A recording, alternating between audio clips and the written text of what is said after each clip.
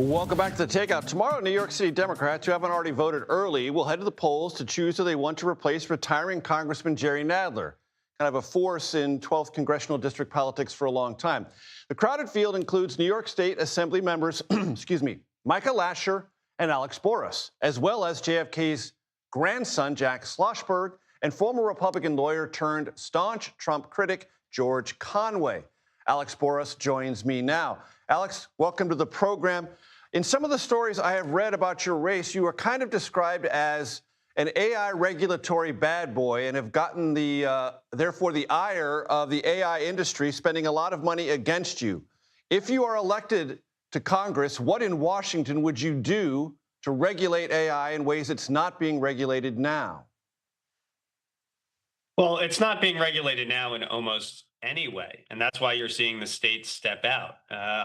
For any of your viewers that have trouble sleeping tonight, on my website, I have a 43-point plan of specifics that I want to do around how we adjust our tax code to protect jobs, how we protect the climate, how we get rid of deep fakes, the investments we make to actually lead to discoveries. But the plan starts with protecting kids. Our final ad of this campaign tells the story of Adam Rain, a 16-year-old who turned to ChatGPT for homework help, and 6 months later, it had coached him into taking his own life.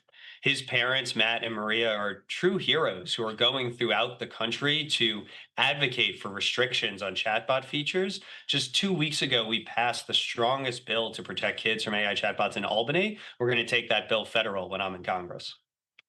I want to talk to you about ICE and your role as an employee from 2014 to 2019 in Palantir, which at the time had contracts with the federal government. Your employment there didn't deal with the ICE-related contracts, but nevertheless, you've been criticized for working for that company and then denouncing ICE, even though you should have or maybe could have had more to do inside Palantir to stop some of the practices you now find objectionable. I'd like to get your take on all this.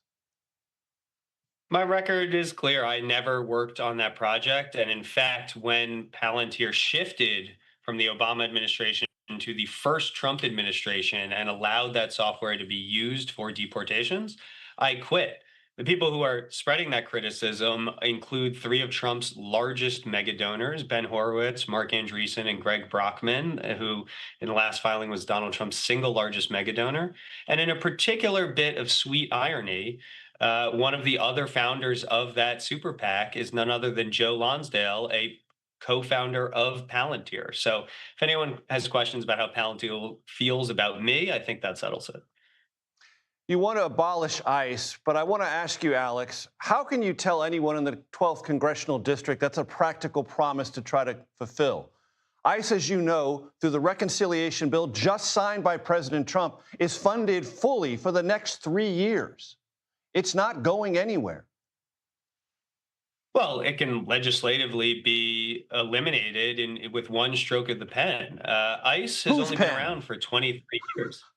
Yeah, Donald Trump's, and we've seen him flip flop on lots of things before. And when he's being held accountable for the violence that he and his agents at his direction are sending into our streets, maybe there'll be a change. But if not, we'll build the political support to override that veto. I mean, Americans have turned so quickly on this issue as they have seen these masked violent thugs being sent into our streets to round up our peaceful neighbors. It has no role in a civilized society at all. And it's time that we abolish, dismantle, and prosecute ICE.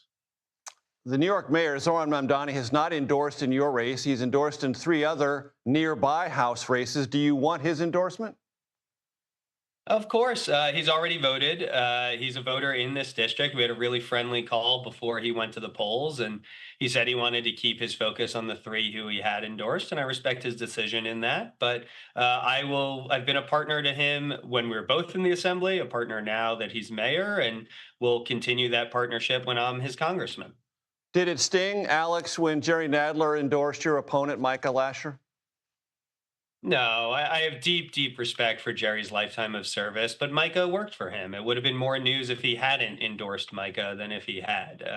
I look forward to sitting down with Jerry after the primary and trying to learn as much as I can from him and ensure there's a smooth transition to this office and that everyone in New York 12 gets only better service going forward. You sound supremely confident. What's the source of that? The conversations I've been having on the streets. Early voting, the last 9 days are the best poll that exists. And I can tell you, people are excited everywhere about the chance to not choose establishment, not choose entitlement, but choose effectiveness. Send someone that has a track record that was ranked as New York City's most effective new legislator to Washington, not just to deliver on the things Democrats are talking about everywhere on Medicare for all, on abolishing ICE, on good jobs, on expanding housing, but also Hmm. on tackling this issue of AI that just has not gotten addressed. Alex Boris, I appreciate the time. Thank you. Thank you.